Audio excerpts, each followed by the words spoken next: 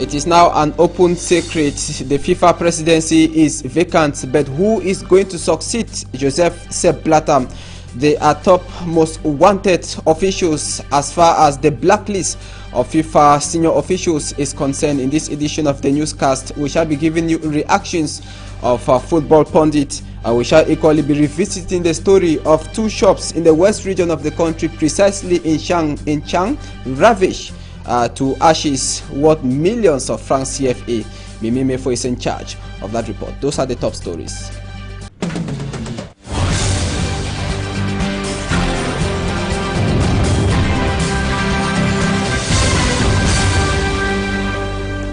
Thanks for joining us in this edition of the 6 p.m. primetime newscast on Equinox Television. We take you straight away to the northwest region of the country, where circulation around the town of Bamenda has become a nightmare to commuters. Roads around the town are characterized by potholes, making the movement of cars and bikes very difficult and causing accidents in that part of the country.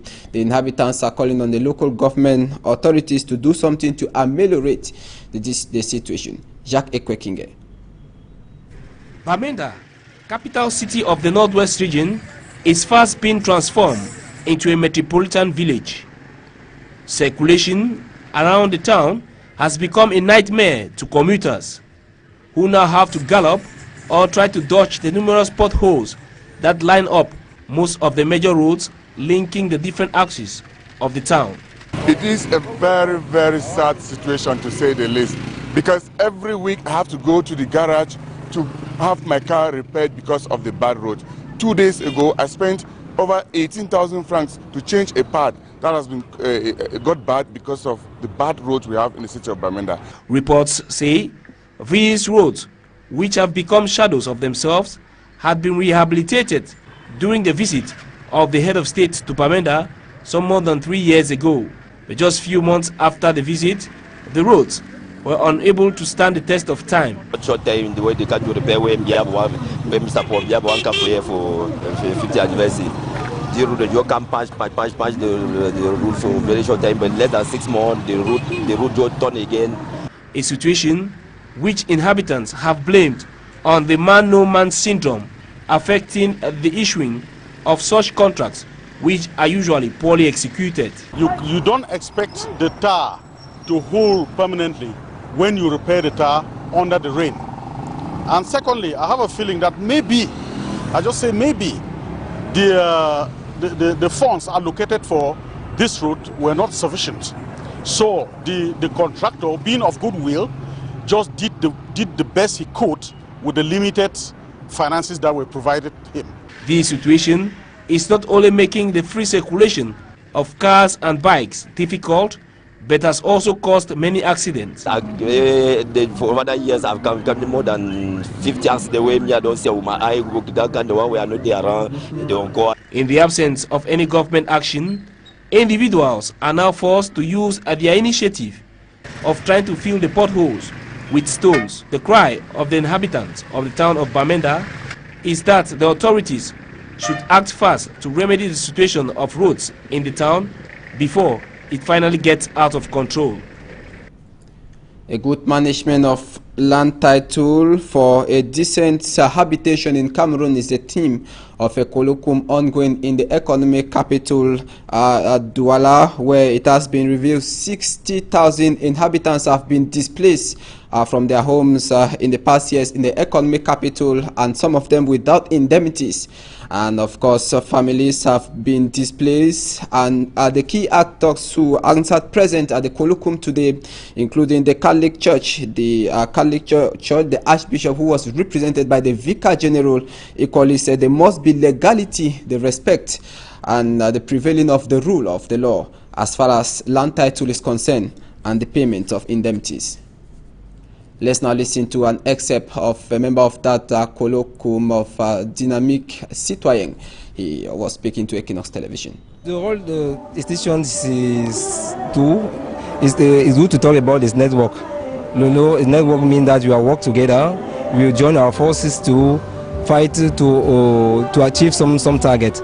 Our target, Dynamique Citoyens, is grouping some association in the country. Yeah, we hope to help the population to define their rights.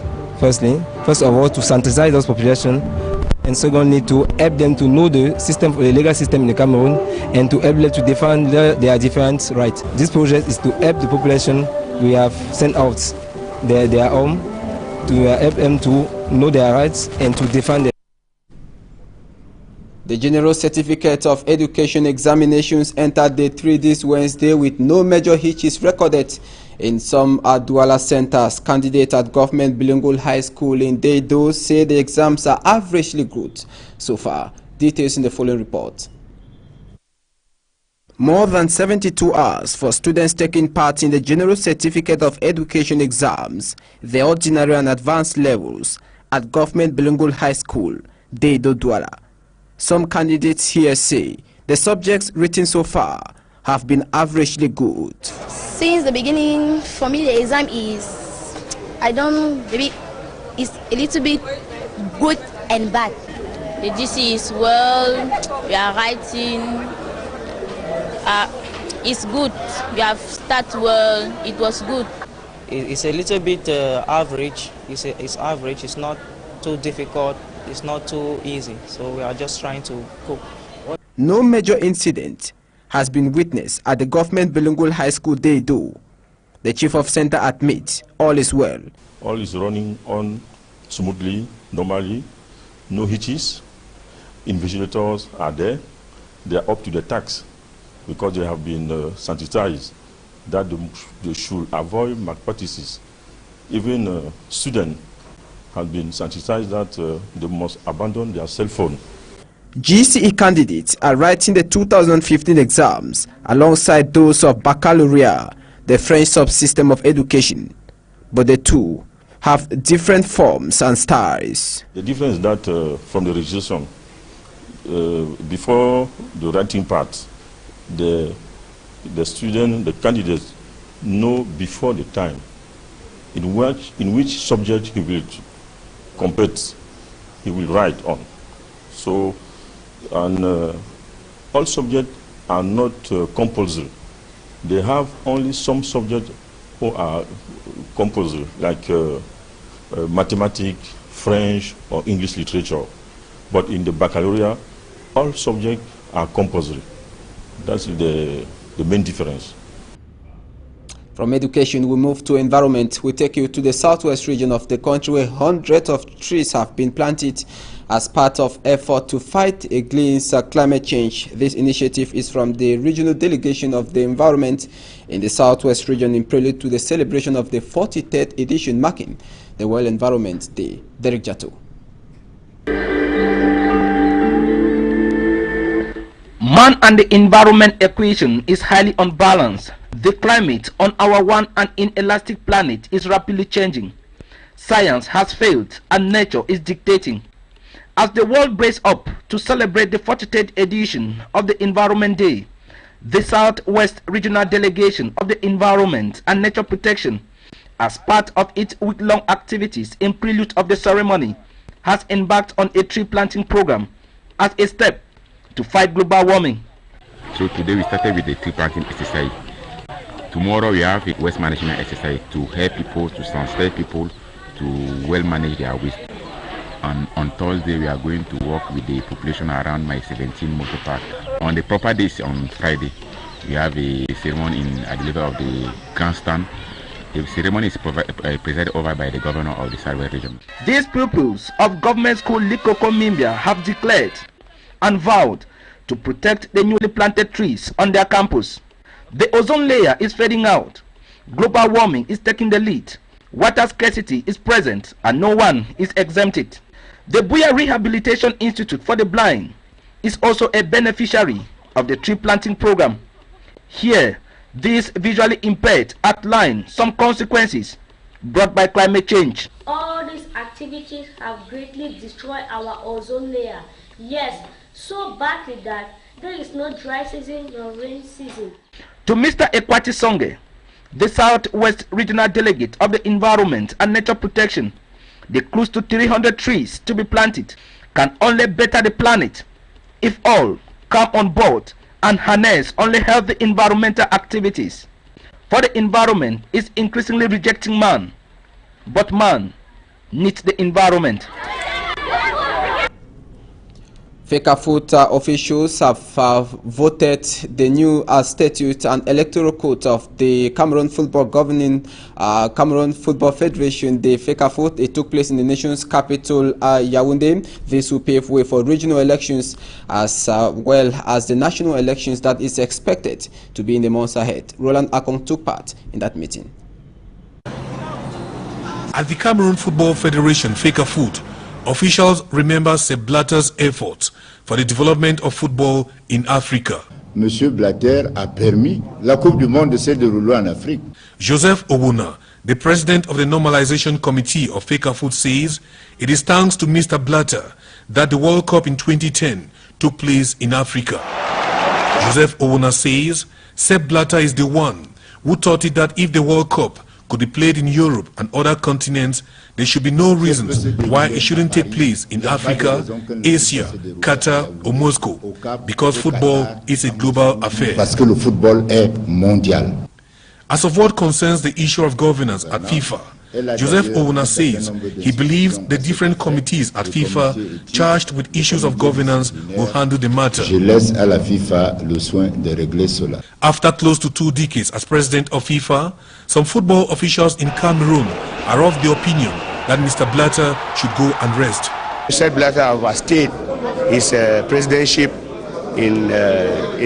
at the head of FIFA. So his resignation will inject new blood, new spirit, new dynamism in order that other people too should come and revamp the football in the world. It is still difficult for some opinions to understand how a man resigns 4 days after his election. I think that in my mind, this is an opinion. He's been elected. The resistance for him to be elected was to show the world that he is still popular. And now that he has been elected, for him to resign, he should tell them that I am ready to retire and leave the place, irrespective of the election, the confidence that they gave him at the helm of FIFA. So, in fact, I appreciate that. If presidents of the world can follow that example, it will be very welcome. Sepp Blatter has visited Cameroon at least 2 times. The last time he came to Cameroon was May 2014, when he came to inaugurate the CAF Center of Excellence at Bankomo.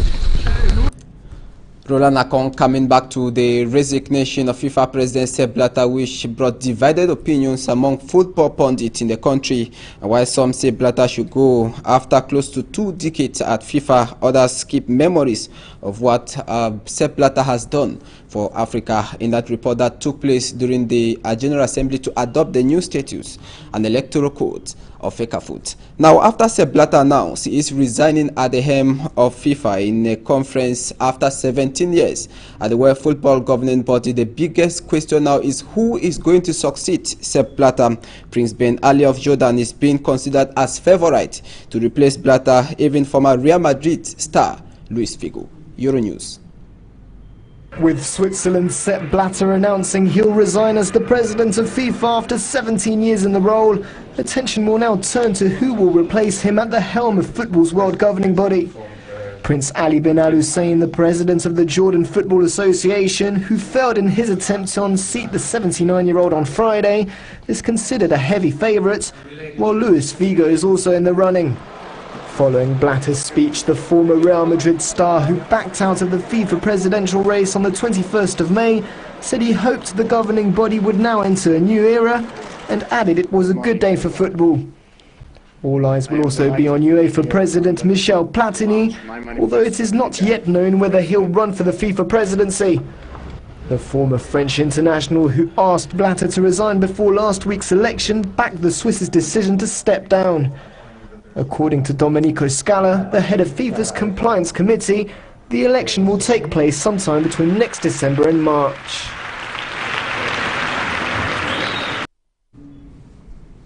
And that does it for the first segment of this news. Coming up next is Talking Point.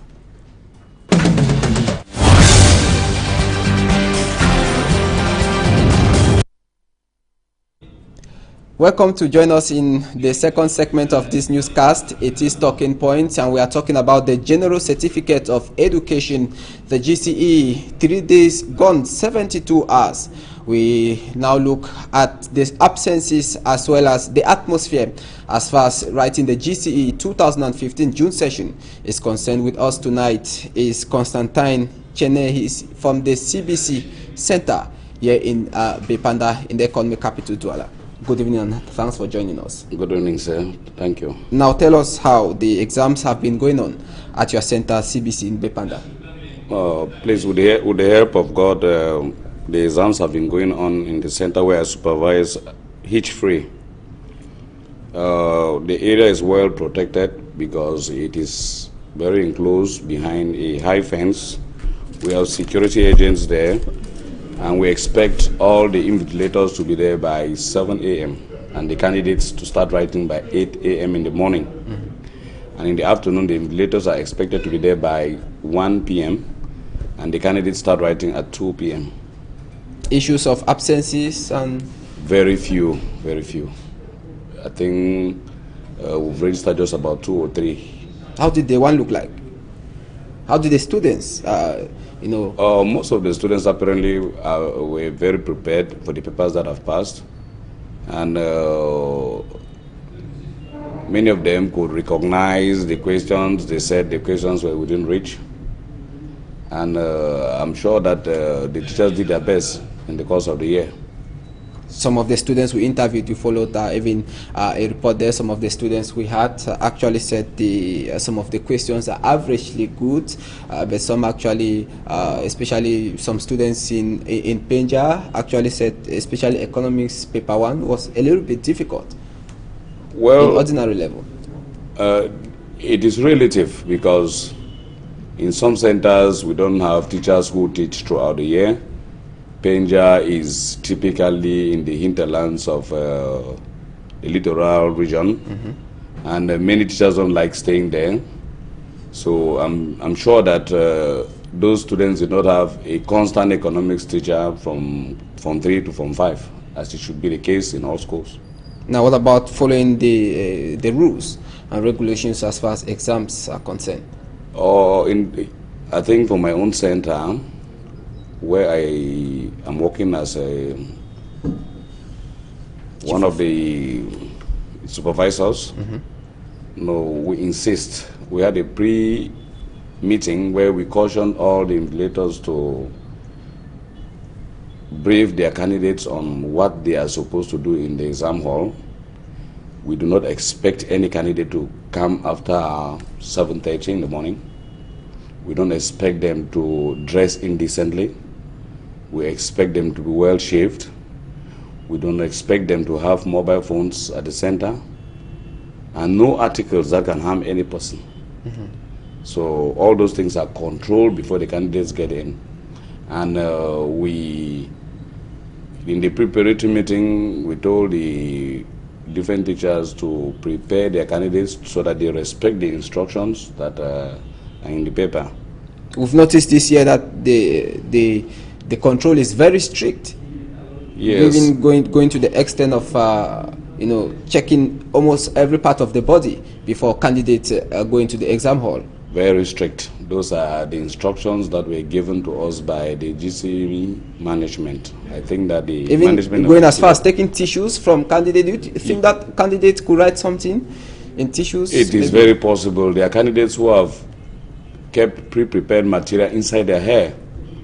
Some prepare it and put in their body parts, and they tell you, when you see it, they may say chapter 1 to 5 left breast, chapter 10 to 11 right breast, and they are able to manipulate in all ways to cheat the exam, but we cannot allow that go.